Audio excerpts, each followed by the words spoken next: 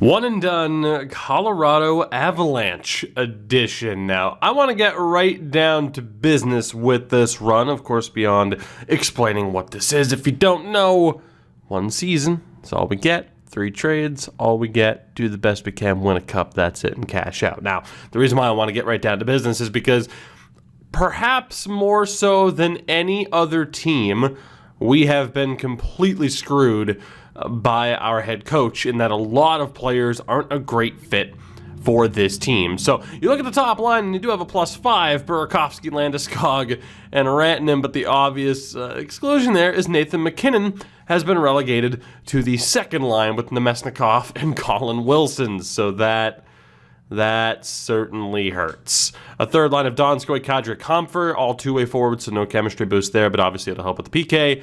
And then a fourth line of Nieto, Belmar, and Jost. So, obviously, high hopes with this Colorado Avalanche team, as we should have, but defensively is where it hurts.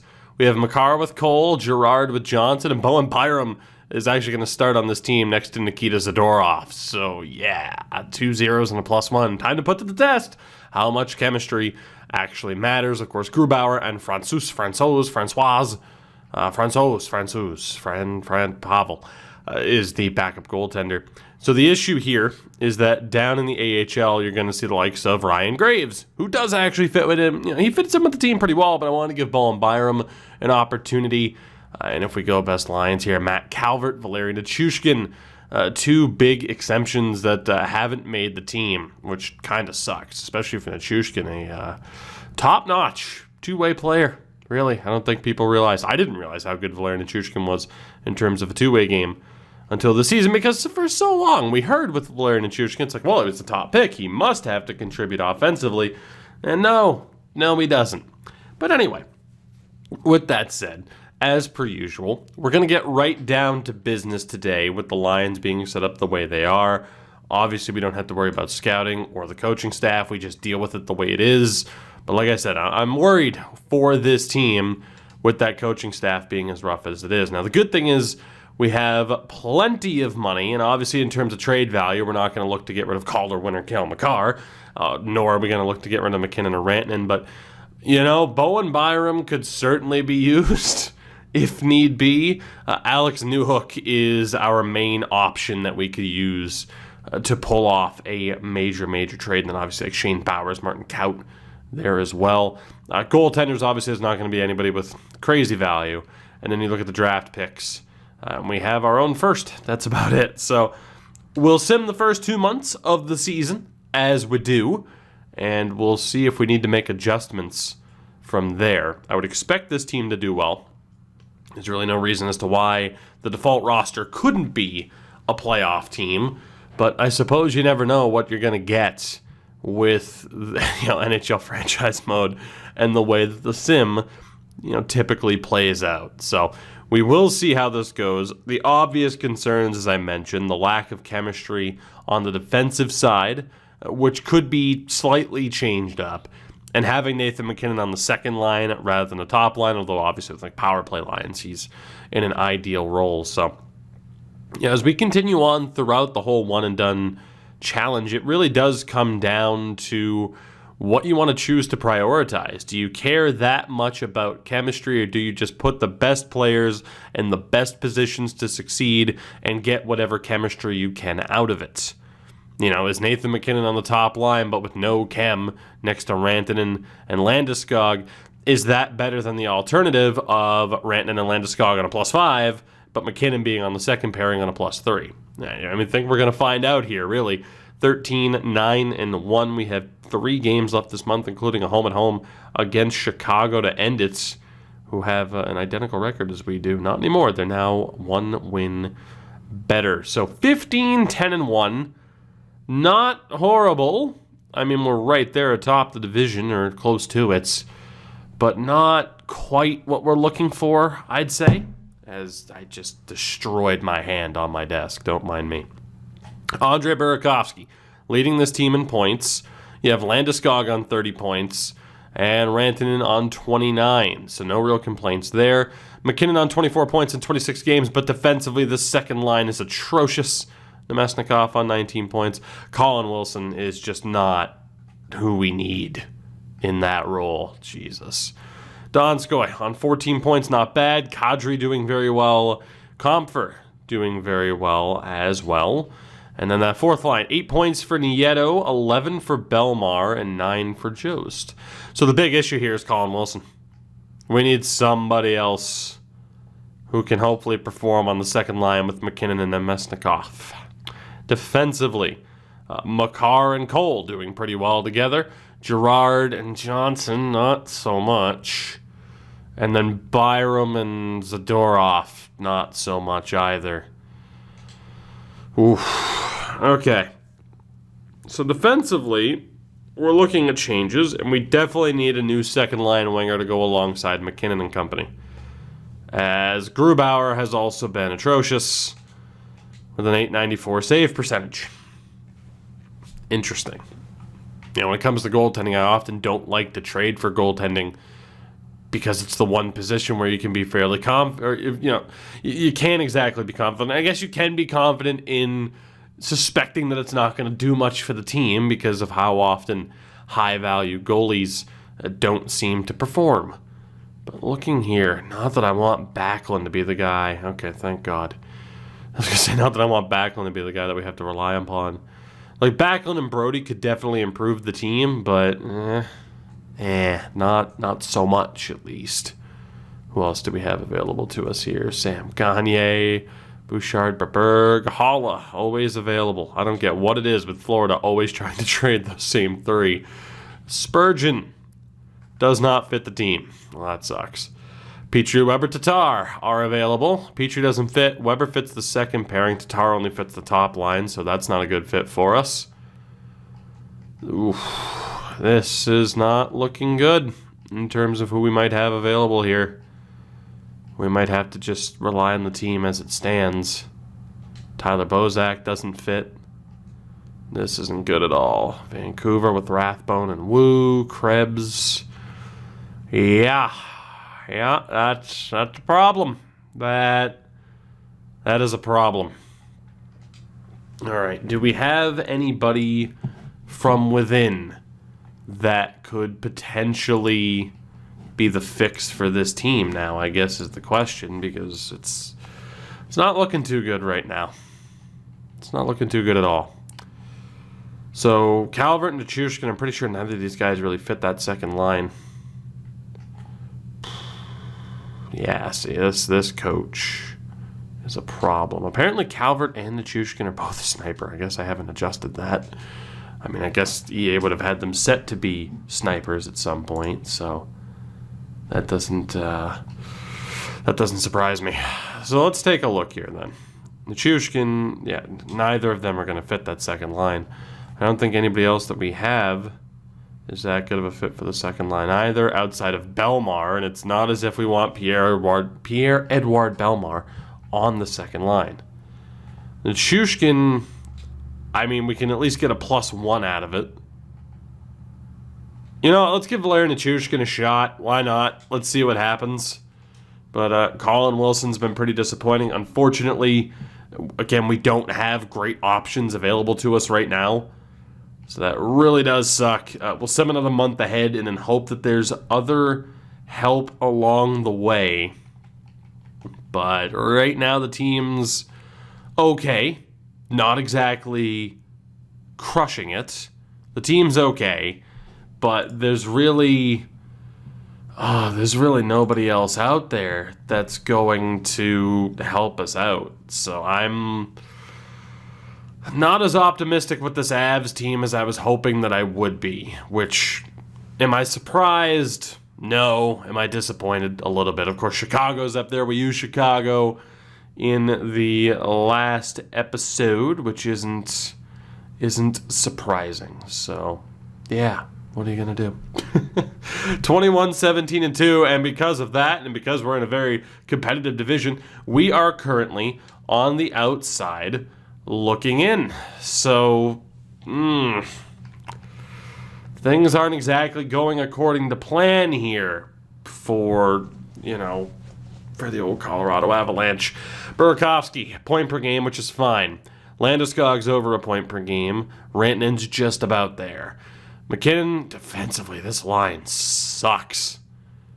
I mean, Nichushkin, 9 points in 14 games, which is solid, but I don't know what the hell it is. But in terms of 5-on-5 play, this line's just getting dunked on. Third line, Donskoy doing well. Kadri has 20 goals in 40 games, for God's sakes. And then Comfort. Now, see, I would bump up Kadri, but that third line's honestly really good. I don't have any issue with the bottom six. It's just we need to figure out what the hell is going on here in the top six. And, I mean, I can't help but think if we try to... Yeah, I mean, is it worth that? Is it worth the loss of a +5? So Makar is already up to an 86. He and Cole are still doing well.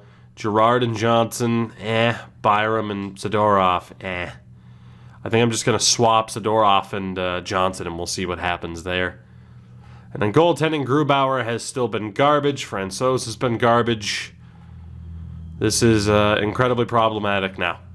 Incredibly problematic. We need to find some sort of solution with this team. So we're still, in theory, looking for a second-line player, somebody who fits the defense a little bit better. And, you know, I said it just a few minutes ago, we don't often trade goaltenders, but it might just be worth it here. Although Calgary's not shopping anybody, so I'm still not overly interested in Backlund or Brody. Come on, there has to be another team that's good that's already like, well, we suck, let's sell. It doesn't look like that's the case. Again, we know Petrie, Weber, Tatar don't fit. The Islanders aren't looking to shop Barzal just yet, if they do at all.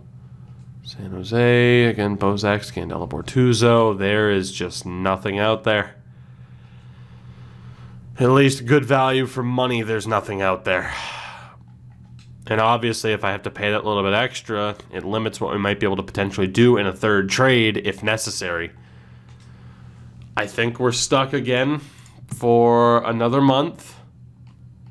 We'll see what happens. We don't have as many games this month, which I guess that's the one positive that we have is that, you know, we're still doing okay. But, oh God, I mean, maybe there isn't any positives out of this. Now that I look at us continuing to struggle. We have won 3 in a row, 2 games left. We get shut out by St. Louis, 4-0. But then we beat Detroit 5-0. So 26-20-3. Not exactly what we would have expected. I was going to say with those... Oh, God. I was going to say with the shortened schedule and, those specific games that we had, it was a good opportunity. But really, just more 500 hockey for the most part. It's not what we need right now. But that said, we're only 4 points back of the Jets, and we do have games at hand.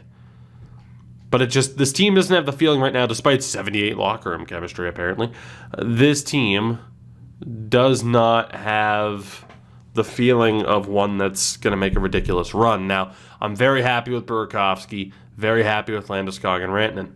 McKinnon still has 45 points, but it's just defensively I'm concerned. I mean, Nichushkin has been okay. Actually, here, let me open up ye old calculator app. What point pace are you on?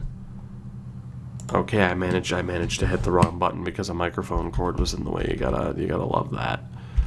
You gotta love that. He's on a 39-point pace. That's not good enough for the second line. We need to do something. I don't want to break up that third line, though, because they have been a fantastic third line. I mean, bumping up Kadri is the obvious move, but I don't want to disrupt the performance of the first and third lines, nor do I want to interrupt the fourth line. They've been fantastic, too. It's just we need to find somebody who fits that second line. Apparently, it should be Cale Makar. The only other option that we have right now in the interim is Matt Calvert. So the former Blue Jacket will slot in. We'll see what he can do as Cale Makar continues to improve. It's absolutely ridiculous. And then second pairing, Girard, Zadorov have been okay. Yeah, it's obvious a little bit of a shake-up there. And then goaltending. Oh, God. So second line, a defensive shake-up, and a goaltender. That's what we're looking at. Are we going to be able to find that on the open market? I don't know. And if we can't immediately find that, again, that's when we look at players who aren't exactly on the block But we know, we have limited assets that we can give up to get deals done. So that is the issue. Again, we know he doesn't fit on the second line. Derek Ryan doesn't fit in on the second line, so there's nothing Calgary has to offer us there. We skipped it right over Chicago. I was going to say, yeah, I doubt they have anybody available to us. They're right ahead of us in the standings, I still believe. Or I believe still. There we go. Proper sentence structure. Woo! Minnesota with nobody. Oh, Lord. This is... We are really struggling here, aren't we? It must be a similar situation in the standings that we're seeing in our own division here, where a lot of teams must still be in it. Although you see teams like Toronto and Vancouver now starting to make more players available than we saw before. There just must be a complete, sense of uncertainty surrounding the standings. So no teams are really wanting to make a crazy move. Defensively, there is a move we can make, and it's calling up Ryan Graves, and I think that's exactly what I'm going to do. Bowen Byram's already gone up by 2. So Zadorov, 7 points and a -8. I think Nikita Zadorov is the one that's about to take a seat here. And we'll call up Graves. I can't send anybody down right now without them being affected by waivers. But yeah, Ryan Graves will be the one to get the call up here. He'll replace Zadorov. And like I mentioned, Graves is a much better fit than some of these other defensemen that we have in the lineup in terms of chemistry. So this should be a decent little boost, especially because he is a DFD. So we'll leave him there with Girard, and then hopefully Johnson and Byram. It's actually kind of a tough call. What if we go with... what if we go with Johnson, Girard that way, Byram and Graves that way? And we'll just kind of see what happens. Obviously, AHL will have to go best lines. Done and dusted. Kevin Connaughton's there too, but he doesn't fit the lines as well. So we'll see what happens with those changes. Unfortunately, in terms of other goalies, we'd have to make a trade. And really, we'll see where this team is come deadline. But hopefully, we can start stringing together the wins here. We have 1-2 in a row to start the month before losing to Ottawa. We're right there. Still not just 3 points behind the Jets, but we have 3 games in hand. So by trade deadline, we could easily beat the top team in the division, although 2 straight losses does not help. A win against Tampa does. 2 more games here before deadline day. We're currently in a playoff spot. We split those, so from the looks of it, we're at least still going to be in the top 3 unless other games are played. So there we go. Look at how close this damn division is. My goodness. Whew. Wow. Dallas is 12 points out, but you could say, 8 points back. They're within striking distance of a wild card spot. Minnesota's definitely in it. And then we have 3 games at hand on St. Louis. We could easily be the top team in the division.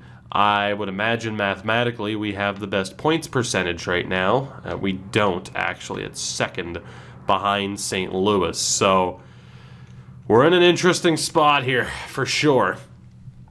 I don't expect too many players to be available here. Like I said, while we do have the champions tag now, if you looked at the other divisions, which we didn't, but I imagine based off of how it was set up, that there aren't too many teams looking to shop good players because everyone still kind of has a shot.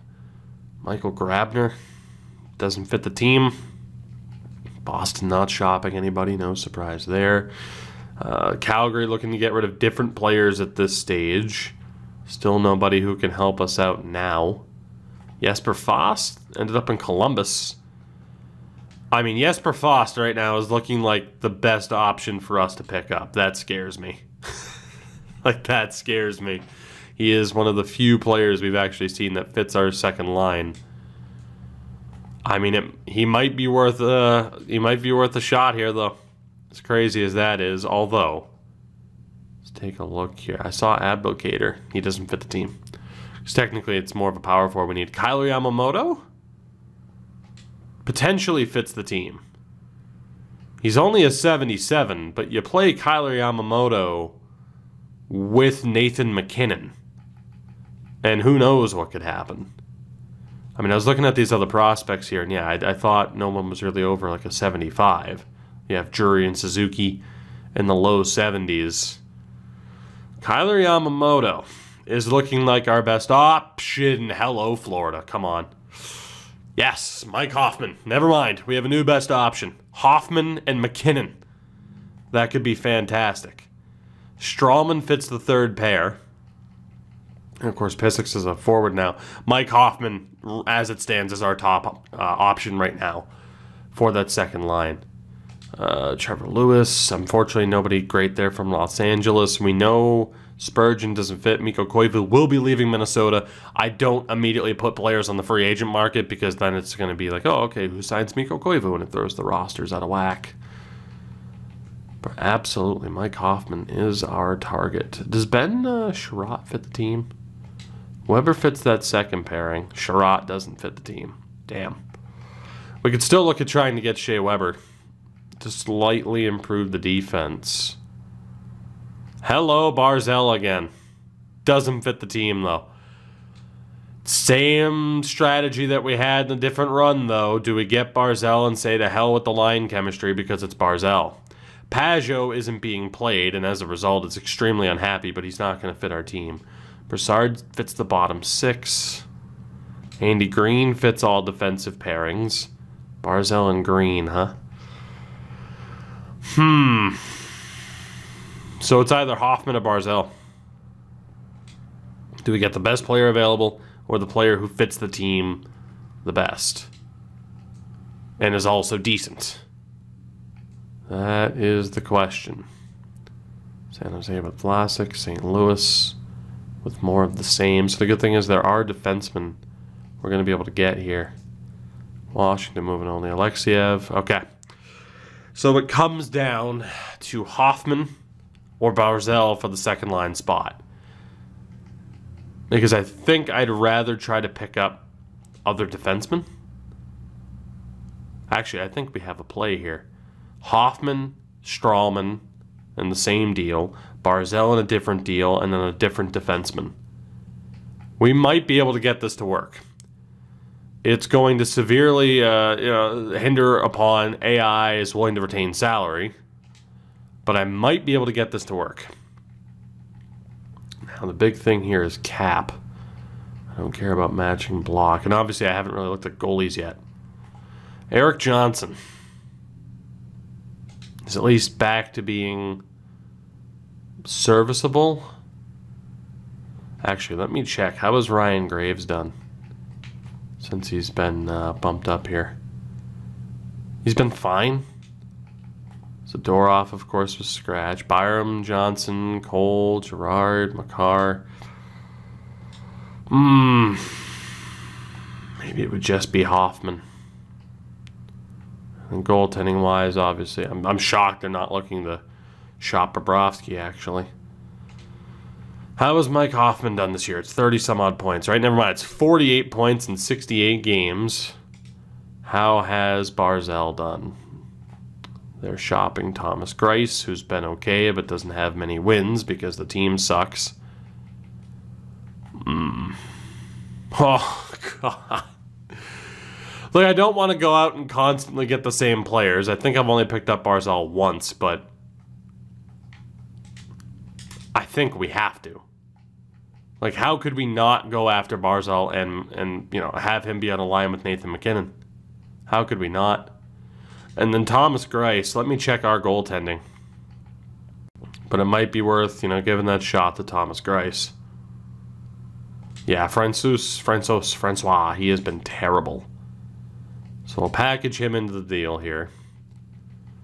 Alex Newhook is obviously going to go the other way. He's the player to use here. And we should be able to get this deal done. I wonder if I can get them to retain on Greiss. I don't think they'll be able to afford a full retention. No, apparently they can. So Francouz and Barzal for Greiss on 50% and Barzal. I think I said Barzal twice instead of Newhook. So it won't quite go through as it stands, which is fine. Unfortunately, I won't be able to dump more cap onto them. At this point, too, I could just look at like second and thirds. Just a bit low, so this extra third should do it. Newhook and Francouz, along with draft picks for Barzal and Grice. Done deal. Matt Barzal will be playing on the second line with Nathan MacKinnon and Vladislav Namestnikov. That is our first trade. And what a trade it was. Maybe our patience has paid off here. Calvert, 6 points in 12 games, which is pretty solid. And actually, if we, I want to take a look at what the pace would have been. So 12.6 games. 41-point pace is decent, but I mean, there's an obvious upgrade here with Barzal. And our scout lied. He is a perfect fit for the second line. I guess I know it wasn't a full bit of info, but with Fogavor off, normally it's like, oh, okay, it's grayed out. Third line fit. Okay, cool. They're normally a third line fit. Matt Barzal is a perfect fit for the second line. Unbelievable. Absolutely unbelievable. Nathan MacKinnon will get moved back to center. If I just change up the chemistries, it'll be, or the positions, it'll be a little bit better. So the question is whether or not we run anybody as a power forward. I don't think we need to, because I don't think a +5 is possible. So yeah, all we have to do now is just change this over. But Barzal, MacKinnon, Namestnikov, good lord. And I guess, what the hell happened to Belmar? Did it automatically send down Belmar? It must have. Hopefully he wasn't claimed, because that would absolutely suck. Let's go to roster moves really quickly. So I guarantee you sent down Belmar, who wasn't claimed. Good. Which means in our system here, I mean, you know, if we lose someone like Colin Wilson or Calvert, by all means, I'm fine with it. I'm going to try to send down both of them right now, because if either one gets claimed, that clears cap space. Perfect. So we just cleared over $5 million in cap space, thanks to the Los Angeles Kings. Fine by me. Now we don't have to worry about dumping cap anymore. So let's take a look here. Wait. Why did it move everybody back over? That's weird. That was very weird. I don't know why it just did that. It scared the hell out of me, though. And then we'll get Belmar there. Defensively, of course, we're still going to look for an improvement. We'll get Thomas Grice in the lineup. And we might still look for goaltending elsewhere and some defense. But I think forward-wise, we are golden right now as a team. And yeah, we have plenty of cap space to do whatever we have to do. So Barzal, MacKinnon, and Namestnikov. That's a hell of a line. I love the third line and the fourth line. It's just, can we find better defensive fits in terms of chemistry? I mean, mainly, it's funny though, because Johnson's a good fit for the team. Like, Ian Cole's been fine though. Makar's been good. I don't even know if we necessarily need to find better fits. Like, we don't have the most chemistry on this defense, but for the most part, it's been fine. I guess the question now is whether or not we trust Grubauer to be our starter, which, spoiler alert, I don't. I'm just trying to decide if there is a better way to go about the defense right now. That's the real question when it comes to defense for us, aside from what, you know, whether or not that dude on the motorcycle in the background is going to hit a pole or not, because, you know, speeding's cool, kids. The big question here for me is just what exactly do I want to do defensively, if anything, because obviously they haven't been that bad, but they don't have the most chemistry. I do want to know, though, with these goaltenders. Yes, Ituka has a 903, 914, 899, 909, 913, 908. We're just going to go with the goaltending that we have. I think we're just... Well, let's see if there's another defenseman. That way I can move out Nikita Zadorov. Even if it ends up being Shea Weber. Actually, I think Shea Weber's exactly who I'm going to go for. Was it confirmed that he only fits the second pair? Yeah, but still, that's fine. Let's go for Shea Weber. I can move out Nikita Zadorov, as mentioned, and we'll be fine. So that top four is set. Let's move out Zadorov. And I don't exactly know who else I'll add to this to make it worth their while. I guess Hellison and Timmins could be used. Will that go through? Not quite. Might as well use Hellison here because we still have firsts. So obviously if you're Montreal, you take that every day of the week. Yep, there we go. So Shea Weber, welcome to Colorado. And at the moment, I mean, I thought I'd bring him in as like a depth option, but maybe not. Let's go best lines here. And then defensively, so like I said, Graves has been fine. Byram's not an amazing fit for the team. It's only Byram it's only Graves and Johnson that are great fits for the team. But you see here, essentially, it's 3 defensive defensemen, 3 offensive defensemen. 40 penalty minutes there from Johnson, though, kind of concerns me. But we could take out Ryan Graves for the moment to bring in Shea Weber, who indeed is a better fit for that second line. So we can go Johnson, Byram, Girard, Weber, Makar, and Cole. Which honestly looks pretty good to me. You know, and then we have Ryan Graves and Valeri Nichushkin as healthy scratches. The only question now is there another goaltender to get? Is there another goalie that we want to bank on? But I like our forward setup now. I like our defensive setup. It's just, do we trust any of the goalies out there? How's Halak doing? 9-16. Don't often go for the first choice available, but let's see if we can pick up Yaroslav Halak. And when it comes to goaltending, I'm going to have to add people into the deal anyway. So let's go ahead and go for Eustace. We'll go for you, and we'll add Anton Bibeau to the deal. Not surprised they want a little bit more. 1 first-round pick should do it. Of course, I don't have to care that the first-round pick is gone. There you go, Boston. Dance in the streets. Yaroslav Halak is here. So with that, we are basically good to go. We have a couple of things to change in terms of the line chemistry to maximize it. Grubauer gets a little bit more time, but not a ton, to get his shit together. That's pretty much what we're looking at here. And actually, we're going to play Halak. Actually, Grubauer, you know, I actually think you're going to take a seat here. We're going to go with Halak and Grice. I want to see what those two are capable of here down the stretch. So now we look at this team, and again, it's still going to be the same of Burakovsky, Landeskog, Rantanen.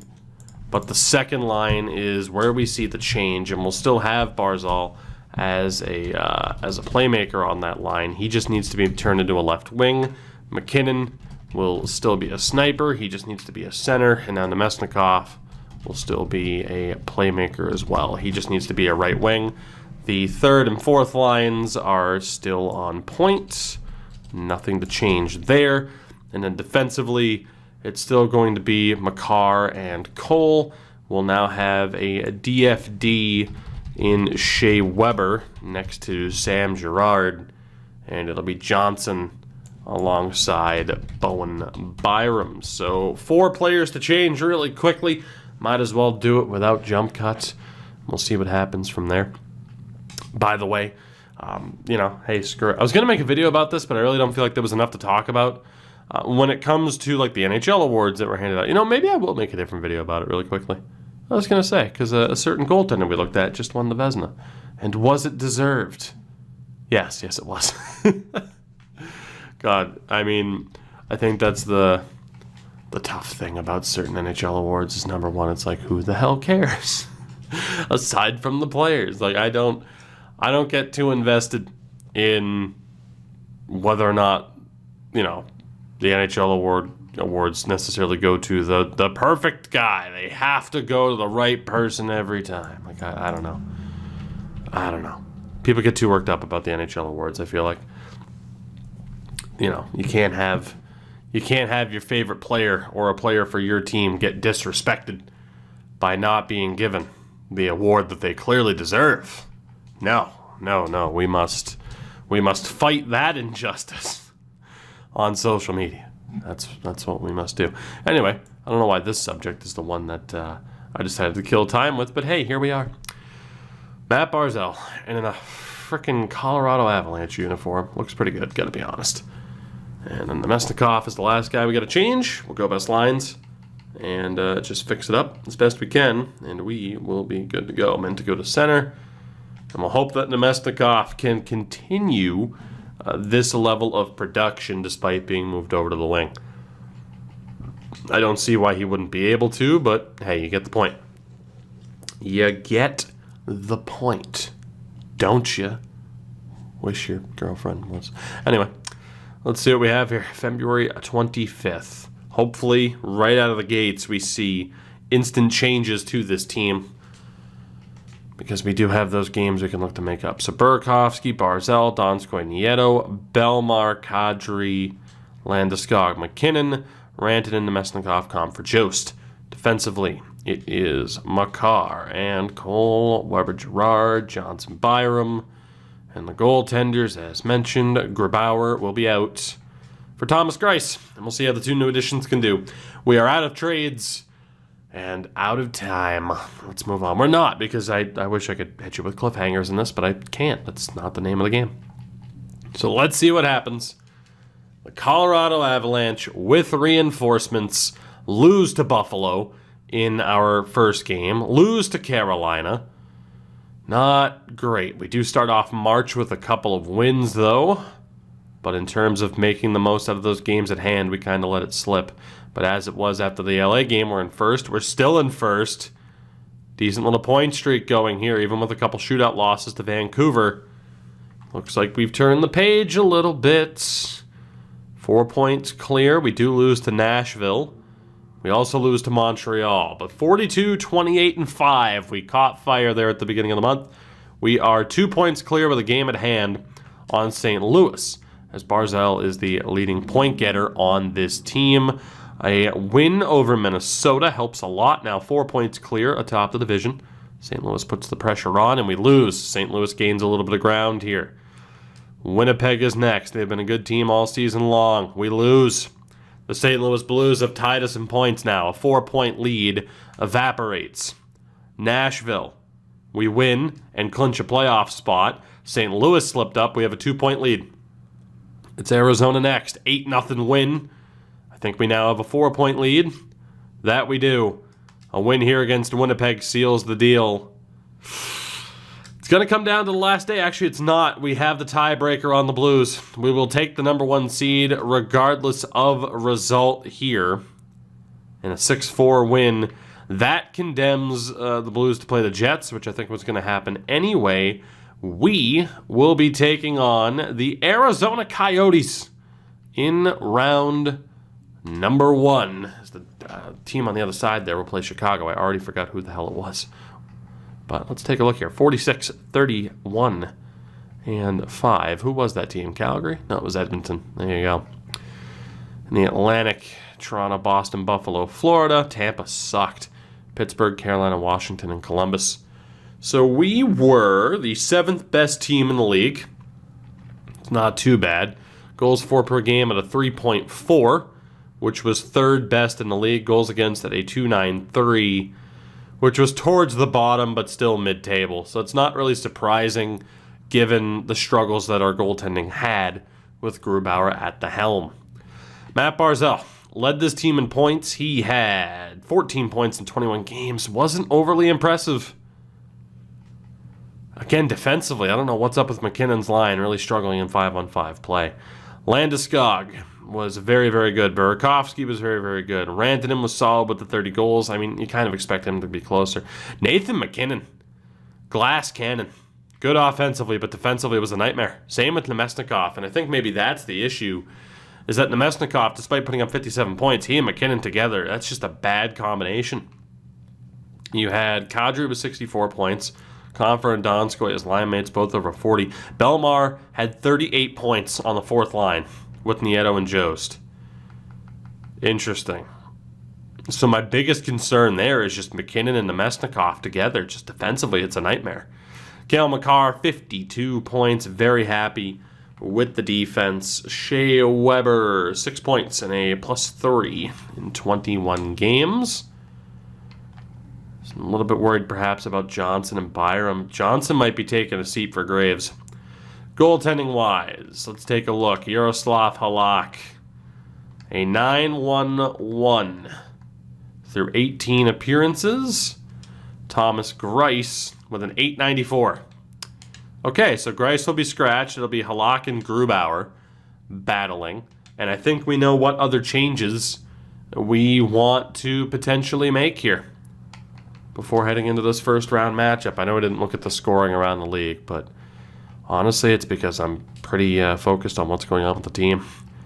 Hate to tell you, but Eric Johnson, you're about to take a seat. We're going to get Ryan Graves into this lineup. And Nemesnikov, you might get pissed off at getting sent down, but I really don't care. Actually, waivers, never mind. Waivers would still be eligible because the playoffs haven't officially begun yet. So I'll take the long way home. So Greiss will take a seat. It'll be Grubauer and Halak. Defensively, Eric Johnson will take a seat for Ryan Graves. And then offensively, hate to say it, but Nemesnikov will take a seat for one Valeri Nichushkin. Out of pure necessity to try and have that second line not be a defensive tire fire. That is the game plan. This team is set. Let's get it confirmed. Put it in writing.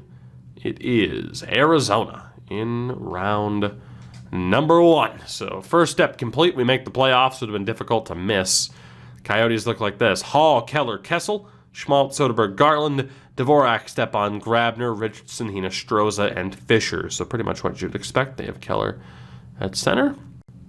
Defensively, OEL and Goligoski, Chikrin and Yalmerson, Ostele and Demers, and goaltender Kemper and Ranta. Sounds about right. Sounds about right. In theory, and on paper, and in real life, better team. But will it mean anything? Defensively, we're evened out. They have the goaltending edge. This might not be a slam dunk victory. This might not be a victory at all. We'll see what happens. Let's calendar sim game 1 goes to us 3-2. Game 2 is a 5-0 loss. Not great. Game 3, 7-2 win. All right, inconsistency at its finest. Game 4 is a 3-0 loss. Jesus. A crucial Game 5 is a loss. We're facing elimination in Game 6. Are the Colorado Avalanche going to be one and done by getting bounced in the first round by the Arizona Coyotes? First period, we get the opening goal, Nazem Kadri. Second period, we double it up, Nathan MacKinnon. Third period, we hold on to force Game 7. Stepan scores 2, but Nieto gets the winner, and Byram the insurance policy. Game 7 is upon us. Nathan MacKinnon, 4 points in 6 games, leading this team. And the question will be, do I do what I always do and change things up and cost the team? Or do we just stick with what got us here? Grubauer will not be starting Game 7. Defensively, Makar and Cole haven't been great. Weber, Girard have been amazing. Graves and Byram have sucked. So Graves will take a seat for Johnson. And I am going to move Johnson up with Makar and have Cole with Byram. Forward-wise, Burakovsky, decent. Rantanen's been a bit quiet. Barzal and McKinnon have been fine. Nichushkin's really not working out. Third line is not working, which is where we will see changes. And then Nieto, Belmar, Jost have been fine. So we are going to go with a different approach, and it will be Donskoy, Comfort, Nemesnikov, and we will have McKinnon, Barzal, Kadri on the second line. A top 6 is ridiculous. Will those changes result in a win, or will it not matter? Are the Coyotes about to bounce us in the first round? It's Game 7. We'll see how she goes. Winner of this plays the winner of a Game 7 between Winnipeg and St. Louis. First period, goal apiece. McKinnon on the power play. Ekman Larson for the Oats. Second period, We have the lead. Fisher scores, but it's Kadri to tie it. Weber to give us the lead. We go to the third. Cale Makar doubles it up. It's 4-2. Will that be enough? Power play for the Yotes goes to waste. We'll see what happens. Halfway point of the period. There it is. That's got to be it. And it is 5-2 final. The Avalanche survive a scare. And we are moving on to round 2. We still do not know who we're going to be playing at this point in time. And the answer is St. Louis. So the Blues, who are really, really pushing us for one of those, really for the top spot, we'll be taking on them here now. So the team is David Perron, Ryan O'Reilly, and Vladimir Tarasenko. Great effort from that top line. Jaden Schwartz with Braden Shen and Robert Thomas. Alex Steen, Oscar Sundqvist, and Troy Brouwer. And a fourth line, Zach Sanford, Tyler Bozak, and Barbashev, who have been great.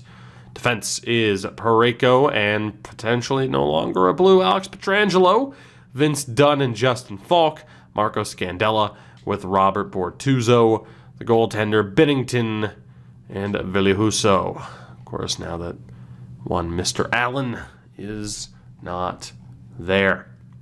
Interesting. So with that, let's get down to business. We'll take a look at the overalls first. We have the advantage in every single aspect. Of course, Husso's grade really dragging down the goaltending rating for the Blues. You know what? We're going to save the in-depth sim for elimination games. Let's see what happens. Game 1 against St. Louis is a 2-0 shutout victory. Or a shutout victory for the Blues, I should say. We respond with a 9-3 victory of our own to tie it up at 1 apiece. Game 3, a 4-3 loss. I'm really seeing a trend here. Game 4 is a 6-4 loss as the Blues push us to the brink. Up 3-1 as we jump into Game 5. First period, holy hell. Nemesnikov and Rantanen for us, Sundqvist and O'Reilly for them. Second period, the Blues take the lead. O'Reilly on the power play, and trusting Grubauer to get it together appears to have been the wrong move. Oh, goodness, but we turn it on here. We have the lead in the third thanks to Burakovsky and Rantanen. Beautiful, beautiful. Kadri seals it. Bozak scored late, but it was not enough. And with that, we at least force a Game 6, thanks to the heroics of the top line. Love to see that. Let's take a look here. It might have to be Yaroslav Halak. Might have to be Halak who starts the next game. I mean, Burakovsky and Landeskog. Rantanen have been fine. McKinnon's taken 17 frickin' penalty minutes. That third line's getting roughed up defensively. Nemesnikov is a defensive nightmare. I don't know what it is, but whatever line he plays on, there is just no defense to be found. So let's get Valeri Nichushkin in there. Second pairing still looking good. Third pairing, I mean, Byram's been a bit rough, but he's been okay. Yeah, Grubauer is done.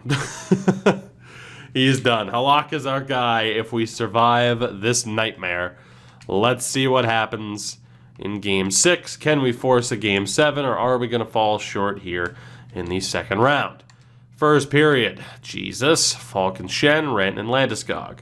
Second period, scoreless. Third period, and the St. Louis Blues are going to the conference final. Troy Brouwer seals the deal. The Avs fall short. The Avs fall short in 6 games. Canucks and Blues in the conference final. Son of a bitch.